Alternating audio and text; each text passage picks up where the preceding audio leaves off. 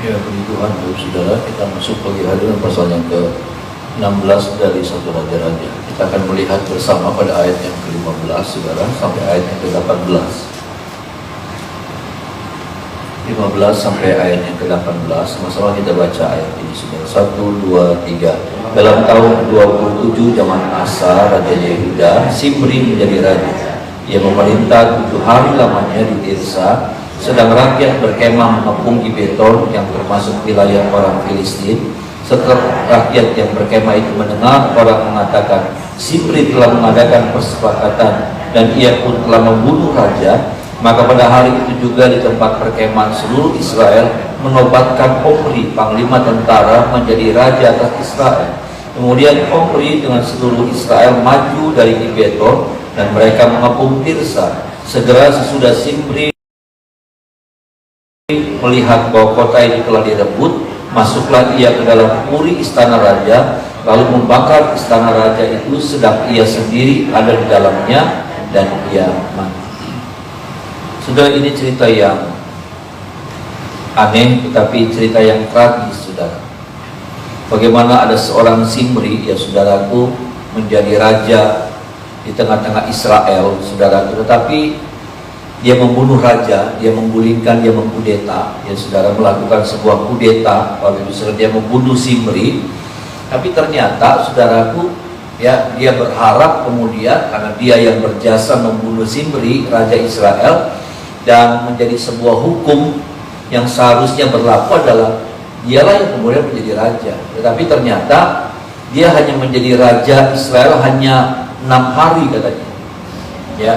Karena kemudian ternyata orang-orang lebih berpihak kepada Omri, saudara, ya, panglima Israel. Kemudian orang-orang mengangkat Omri menjadi raja, ya saudaraku, menjadi raja buat Israel, saudara. Lalu kemudian Simri yang terdesak kondisinya, situasinya, dia masuk ke dalam istana raja, ya saudara. Lalu kemudian dia masuk dan dia bakar istana raja, ya. Karena dia melihat ternyata orang-orang tidak mendukung dia, dia berpikir begini, saya nggak dapat, tapi kamu juga harus nggak dapat. Saya rugi, tapi kamu juga harus rugi. Ya. Prinsipnya Simri seperti itu. Makanya puri atau istana raja Israel yang bagus, saudara, ya, yang sudah mereka bangun dengan jerih lelah, mereka sudah mengeluarkan banyak biaya untuk pembangunan istana raja Israel itu, kemudian sia-sia. Kenapa? Karena karakter daripada Simri yang seperti itu. Ya, saya nggak dapat, tapi kamu juga nggak boleh dapat. Ya, saya rugi, tapi kamu juga harus rugi. Saudara, ada banyak orang yang seperti ini. Ya, ada banyak orang yang lebih mementingkan diri sendiri. Ya, ada banyak orang seperti itu. Kalau saya nggak dapat ini, ya, kalau saya nggak dapat ini, kamu juga nggak boleh dapat. Apa? Saya hancurin ini. Supaya kamu yang seharusnya dapat ini, kamu nggak dapat itu, sama-sama kita nggak dapat. Hidup tuh nggak boleh gitu, saudara. Ya, hidup tuh nggak boleh gitu. Maaf, saudara. Kadang-kadang kita punya cara seperti itu cara dunia. Ya, itu cara dunia, Bapak Ibu Saudara. Ya, saudara. Sama seperti kalau saya ingat dua wanita, sudah 2 ibu yang menghadap Salomo, Raja Salomo, ya saudara. Raja Salomo, lalu kemudian mereka minta keadilan, saudara. Ya. Ibu yang anaknya mati ini, dia bilang begini. Waktu raja bilang, ya sudah, ini anak saya penggal jadi 2, saya belah jadi 2. Ya. 1 buat ibu A, 1 buat ibu B, supaya adil. Si ibu yang anaknya mati, yang dia tindihin sendiri, dia bilang begini, ya udah penggal aja. Nggak ada rasa memilikinya, nggak ada rasa belas kasihannya, nggak ada berpikir jauh ke depan. Seringkali ada banyak tuh, saudara, kehidupan orang percaya juga yang seperti itu, yang pendek cara berpikirnya, yang cara berpikirnya hanya buat diri sendiri. Kalau itu pekerjaan Tuhan, ya udah. Kalau saya nggak dapat, ya pekerjaan Tuhan saya hancurin aja. Ngeri kan, saudara? Yang begitu ngeri loh. Mental yang seperti ini yang harusnya kita buang jauh-jauh dari hidup kita. kita. Kenapa? Karena ini mengerikan. Kita nggak pernah berpikir untuk sesuatu yang baik. Kita tidak pernah berpikir untuk sesuatu tentang Tuhan. Kita tidak berpikir yang seperti itu. Harusnya Zimri juga bicara tentang bagaimana Israel harus terus ada, harus terus berjalan, harus terus berkembang ke depan. Tetapi apa yang dia lakukan? Dia masuk, saudara, ketika orang-orang mengepung dia bisa saja menyerahkan diri sebetulnya. Tapi kenapa dia kemudian masuk ke dalam istana raja dan sengaja dia bakar istana raja? Istana yang orang-orang Israel ini bangun dengan jerih payah, dengan biaya yang patungan. Mereka kan kalau bangun patungan, saudara. Jadi hancur, jadi arang.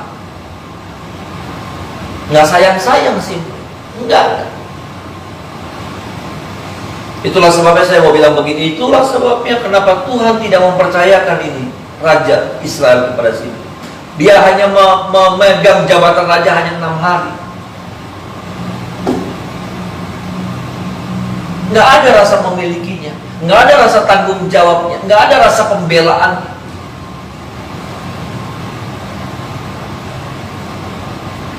Adakah karakter seperti itu ada sama kita? Masih ada sama kita. Dan kalau kita nggak dapat, ya udah, ini hancurin aja. Sama-sama nggak dapat. Seperti itu kan sudah.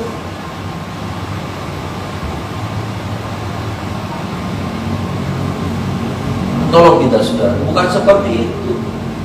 Karena saya percaya saudaraku, kalaupun kita tidak mendapatkan, Tuhan tidak izinkan kita mendapatkan sesuatu ini, tapi Tuhan sudah menyediakan sesuatu yang lain yang lebih baik. Ada amin, saudara?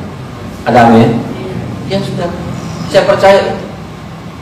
Ada seringkali kita nggak dapetin ini. Jangan lakukan itu. Kenapa? Karena itu kita sedang menunjukkan siapa kita sesungguhnya. Zimri sedang menunjukkan siapa dia sesungguhnya. Memang tidak layak, dia memang tidak benar, dia memang jahat. Maaf nih, saudara. Kadang-kadang kita masih suka seperti itu. Kita tidak bisa menangkap, kita tidak bisa melihat bahwa kalau Tuhan tidak kasih yang ini, memang itu bukan buat kita. Tapi ada yang Tuhan sediakan buat saya dan saudara. Ada amin, saudara? Ada sesuatu yang cocok, ada sesuatu yang pas, ada sesuatu yang lebih baik buat saya dan saudara, yang Tuhan sudah sediakan. Bisa bilang amin, saudara? Itu bukan punya kita, itu bukan buat kita. Jangan rusak. Kenapa? Karena saat itu kita sedang menunjukkan siapa kita sesungguhnya. Siapa? Jahat kita. Siapa? Egois kita. Karakter yang seperti ini Tuhan gak pernah suka.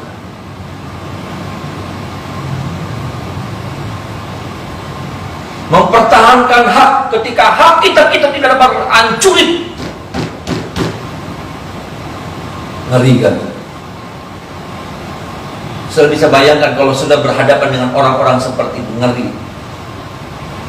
Tapi maaf, kadang-kadang kita masih suka terpancing untuk melakukan hal-hal yang seperti itu dulu.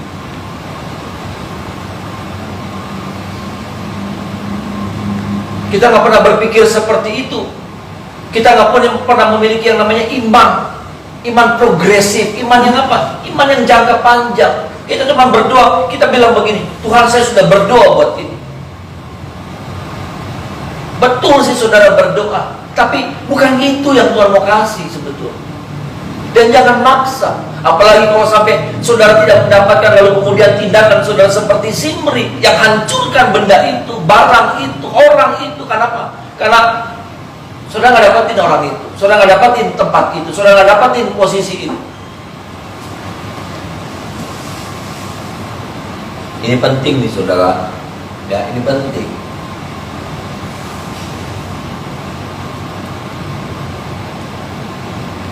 Supaya apa? Supaya kita di kedapatan benar di hadapan Tuhan. Ada amin, saudara. Supaya kita di kedapatan layak, supaya sikap kita di sikap yang apa? Yang mencerminkan kita sebagai pelayan, kita sebagai hamba Tuhan, kita sebagai anak Tuhan. Pada waktu apa? Pada waktu kita tidak melakukan hal-hal yang seperti ini. Lalu kemudian dengan iman kita bisa berkata, kita berdoa, kita berkata kepada Tuhan, ya terima kasih Tuhan, saya sih pengen itu Tuhan. Tapi saya percaya, di balik semua kegagalan ini, ada yang terbaik yang Tuhan sudah sediakan buat saya. Amin. Ya. bukan sok-sokan, enggak saudara, tetapi itu yang harus jadi prinsip kita. Karena ketika pun kita beriman, ketika pun kita berdoa, ketika pun kita hidup layak sama Tuhan, tapi ada kasus-kasus pengalaman di mana kita mengalami pengalaman seperti ini. Apa yang kita inginkan malah dikasih ke orang lain. Udah di tangan saudara, udah dalam genggaman, ternyata lepas lagi. Nah ini yang jadi masalah. Waktu pengen lepas, waktu dalam posisi mau lepas, seringkali ini seperti apa tindakan kita? Kita hancurin. Baru kita bilang, nih ambil.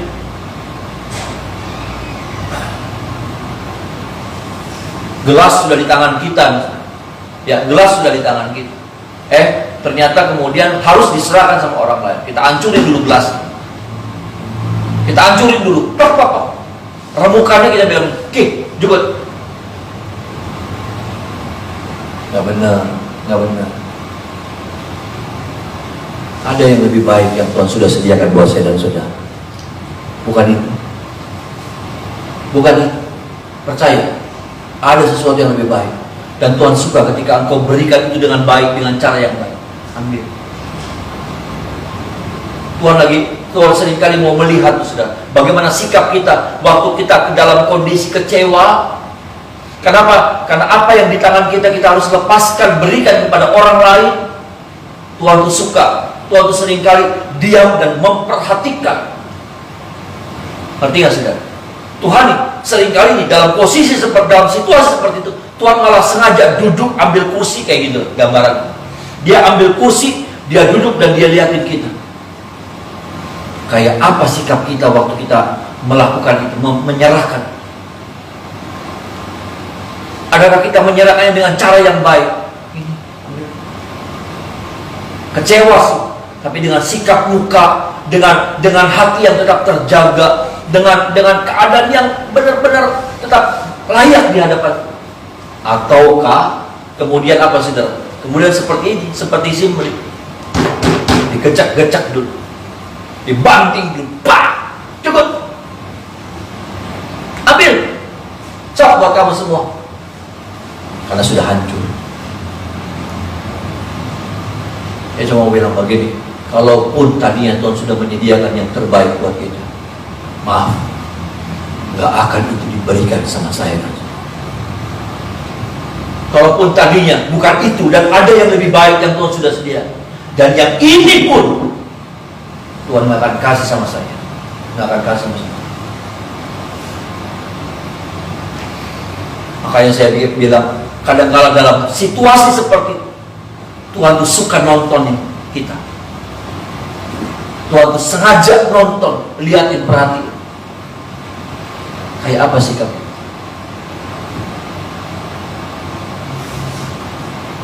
Ada orang-orang yang punya kualitas mental yang luar biasa, karakter. Ketika dia mau menyerahkan, dia lapin dulu gelasnya. Sebentar ya, jangan diambil dulu. Saya cuci dulu ya, tadi kotor. Gitu. Keren ya kayak gitu. Yang kayak gitu tuh keren. Ya, sebentar jangan diambil. Sebentar ya, saya cuci dulu ya, kotor. Ya. Lalu kemudian setelah kita cuci, kita keringin, kita taruh di tempat yang bagus, saudara. Ya, kita cari box ya. Supaya apa? Supaya bagus gitu, waktu kita nyerahinnya.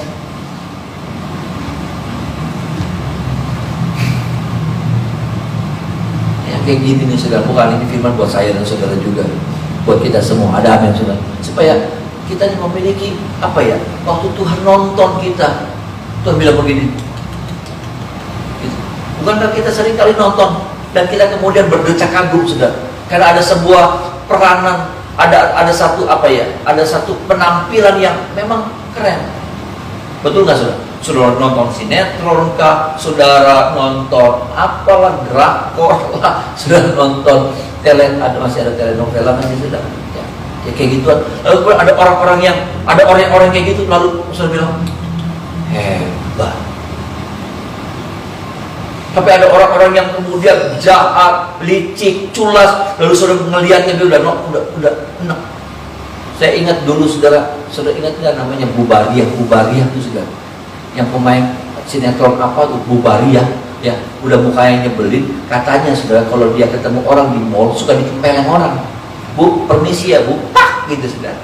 Karena sebel, perannya sebel, nyebelin, mukanya nyebelin saudara.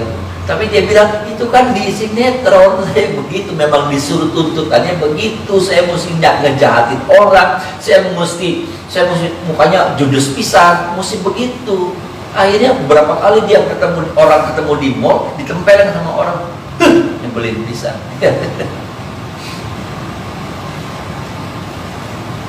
Maksud saya, kadang Tuhan juga seperti itu. Tuhan tuh nonton, kayak apa sih sikapnya, mau tahu, pengen lihat anakku ini seperti apa. Ketika situasi yang seperti itu datang, terjadi, menimpa, lalu bagaimana gitu respon. Adakah kita bisa seperti seperti gelas yang saya katakan, bentar, jangan, jadi mau diambil, sebentar, bukannya saya nahan, saya pengen cuci dulu kotor gelasnya, tadi saya sempat pakai, dicuci bersih, dikeringin, dikotakin, dipitai, baru dikasih. Sakit itu, ini sakit. Ada hati yang gak rela, tapi dia paksakan. Keren. Yang beginian ya saudara, itu yang bikin Tuhan bengong. Itu yang bikin Tuhan melongo.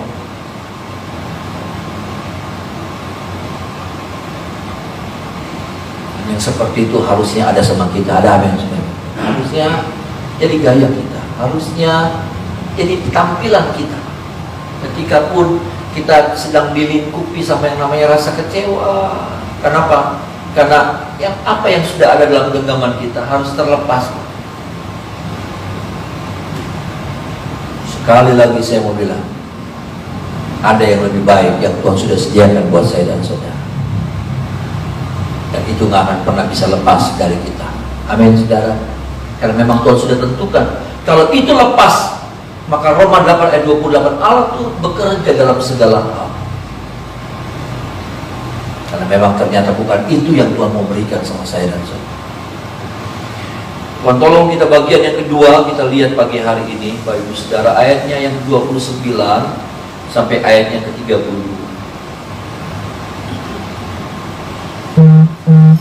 Sama-sama kita baca ini, ayat ini saudara. 29 sampai 32. 1, 2, 3. Ahab anak Omri menjadi raja atas Israel dalam tahun ke-38 zaman Asa, raja Yehuda. Dan Ahab bin Omri memerintah 22 tahun lamanya atas Israel di Samaria. Ahab bin Omri melakukan apa yang jahat di mata Tuhan lebih daripada semua orang yang mendahulunya. Seakan-akan belum cukup ia hidup dalam dosa-dosa Yerobeam bin Nebat, maka ia mengambil pula Isabel, anak Etbaal, raja orang Sidon, menjadi istrinya, sehingga ia pergi beribadah kepada Baal dan sujud menyembah kepadanya. Kemudian ia membuat mesbah untuk Baal itu di kuil Baal yang didirikannya di Samaria. Saudara, kalau saudara melihat, saudaraku, ayat yang ke-30 bilang begini, Ahab bin Omri melakukan apa yang jahat di mata Tuhan lebih daripada semua orang yang mendahului. Kalau saudara melihat, saudaraku, dalam perikop tentang Omri, dikatakan Omri juga melakukan kejahatan lebih daripada orang-orang yang sebelumnya. Ya, jadi dia orang-orang sebelum Omri segini, ya saudara, kejahatannya Omri segini. Nah sekarang saudaraku, kejahatannya Ahab, saudaraku, Omri sudah segini, kejahatannya Ahab saudaraku segini. Karena dia melebihi semuanya. Omri melebihi daripada orang sebelumnya segini. Omri segini. Karena dikatakan dia melebihi kejahatan daripada orang-orang sebelumnya. Dan Ahab ternyata pecahin rekor. Lebih daripada orang-orang sebelumnya, lebih tinggi lagi. Tapi yang saya mau katakan begini saudara, kenapa kemudian Ahab jadi seperti ini? Kemudian Ahab jadi jahat, Ahab jadi tidak takut sama Tuhan, Ahab jadi pribadi yang seperti itu. Kenapa? Ya ayahnya. Nggak usah cari kambing hitam yang lain, nggak usah cari siapalah. Kadang-kala kita teman-temannya sih, teman-temannya. Ayah, Omri yang sudah membentuk pribadi Ahab seperti itu. Dia sendiri yang menciptakan.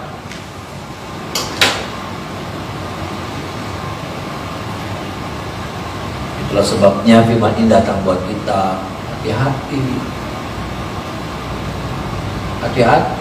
Jangan tuntut anak kita untuk anak-anak kita kenal Tuhan kalau kita sendiri tidak kenal Tuhan.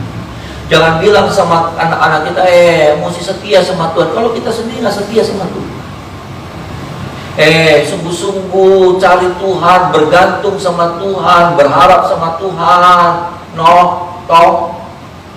Nggak akan pernah bisa. Kenapa? Karena kita sendiri bukan pribadi yang seperti itu kan. Nggak bisa. Kita nggak bisa bilang, jangan begitu. Nggak bisa, kalau kita sendiri juga begitu. Jangan tuntut anak kita, saudara. Jangan tuntut anak kita. Kalau kita sendiri tidak melakukan. Siapa yang membentuk Ahab jadi seperti itu? Pria. Dia melihat, dia menyaksikan terus seperti itu.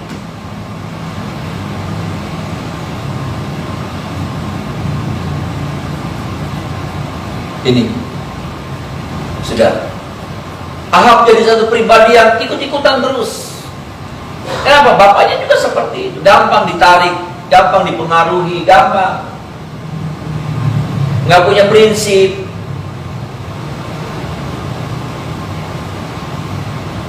Nah, gampang ternyata jadi orang tua. Saya tidak bilang saya sudah jadi orang tua, jauh, sangat jauh sekali.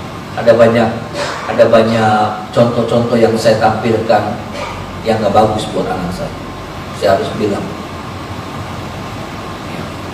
walaupun saya sendiri berusaha berjuang untuk menampilkan satu contoh jadi pribadi tapi nggak gampang.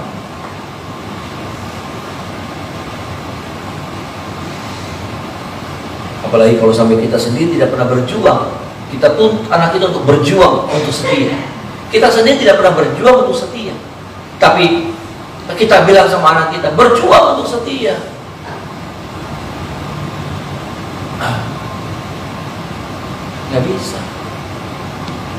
Nggak bisa sudah. Omongan kita nggak kuat. Suara kita lemah. Suara kita nggak punya power. Kayak saya nggak bisa bikin bolu.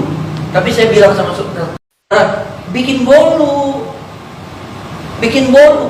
Ya, bolu itu menghasilkan uang. Saya sendiri nggak pernah bikin bolu, nggak pernah jual bolu.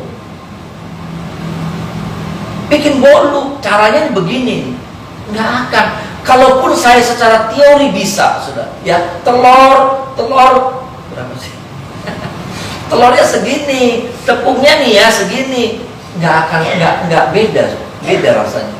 Beda rasa didengarnya tuh beda. Sama orang yang memang biasa ahli bikin bolu,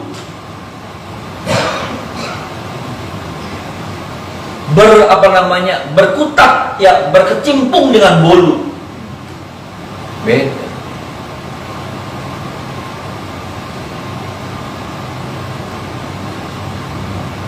Kan tolong kita ya saudara, supaya kita jadi pribadi-pribadi orang tua yang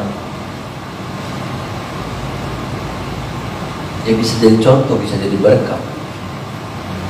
Kita bukan menghasilkan monster-monster di masa depan, tapi kita menghasilkan satu pribadi-pribadi, orang-orang yang menjadi pewaris kerajaan sorga. Ada amin saudara. Dan penguasa di bumi, ya, menjadi orang-orang yang kuat, orang-orang yang tangguh, orang-orang yang saudara, orang-orang yang nggak gampang patah gitu di tengah jalan. Kita nggak bisa bilang, nggak boleh lemah. Kita sendiri gampang lemah. Kita sendiri gampang putus asa. Lalu kemudian anak kita bilang datang, aduh susah pisan, yang kuat. Kita sendiri juga pribadi yang lemah. Kita sendiri gampang putus asa. kita sendiri satu pribadi yang gampang menyerah sama situasi, sama kesulitan. Kita nggak bisa cerita, kita nggak bisa kuatin mereka.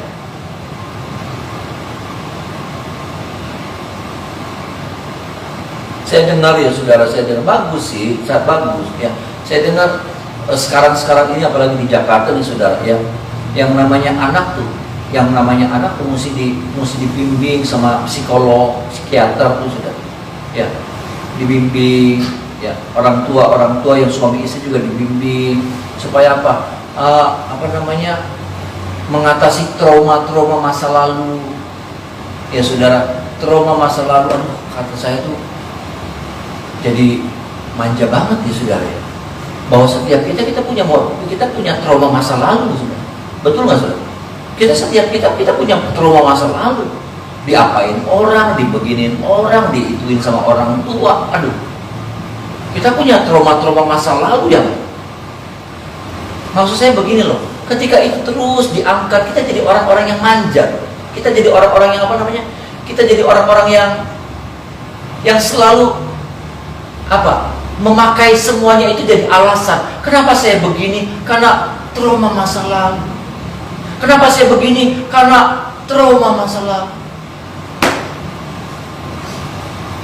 Ada orang-orang yang sudah dilecehin, ada orang-orang yang dilecehin sama orang tua sendiri, tapi jadi pribadi yang kuat, jadi orang-orang yang dipakai Tuhan luar biasa. Dilecehin bukan cuma sama orang lain, dilecehin bukan cuma sama saudara, sama ayahnya sendiri dilecehin, tapi bisa muncul dari pribadi yang kuat, yang tegar, yang tadinya rapuh, tapi kemudian dia bangkit dari kondisi yang seperti itu.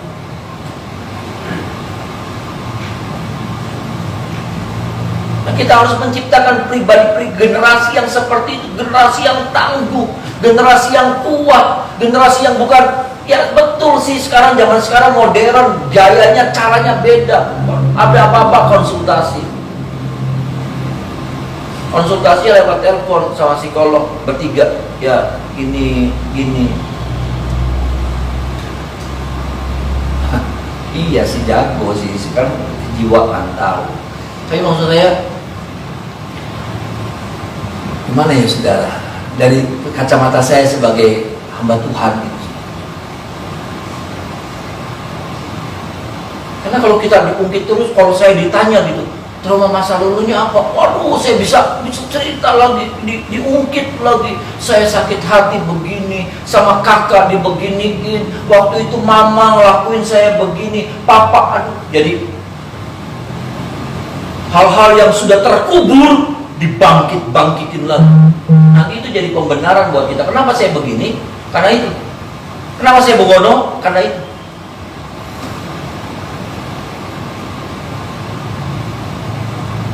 Kita harus jadi pribadi yang kuat. Ada amin saudara. Dan kita harus menghasilkan generasi-generasi yang kuat, yang tangguh. So, ayo. Saya mau apa juga maju terus. Karena saya punya Tuhan yang hebat. Ada amin saudara. Nah, bagaimana mereka bisa memiliki mental yang seperti itu? Kalau mereka melihat ada orang tua yang kuat. Sampai mereka bilang begini, papa aja kuat, saya juga mesti kuat. Ada amin saudara.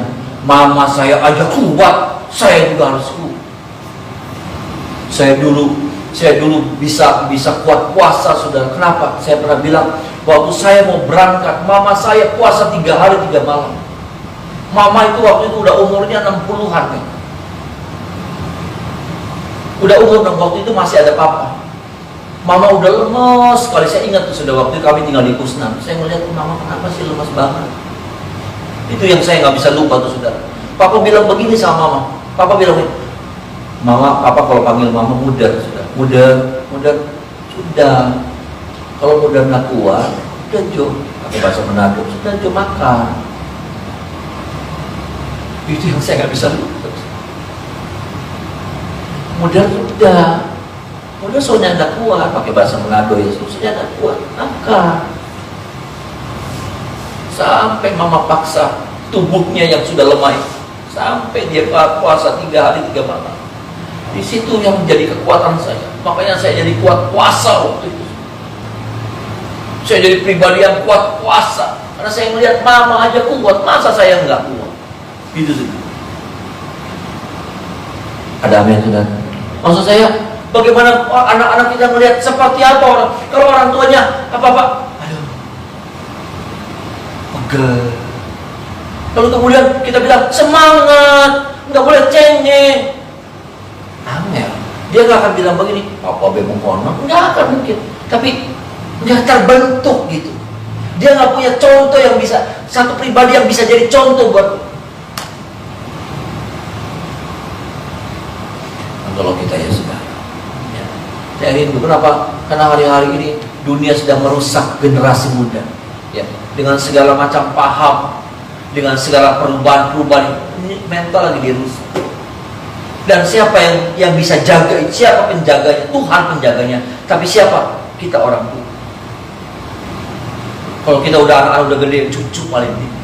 Ada peran kita, ada perhatian kita buat mereka untuk membimbing rohani mereka. Dan tolong kita, mari kita menyembah.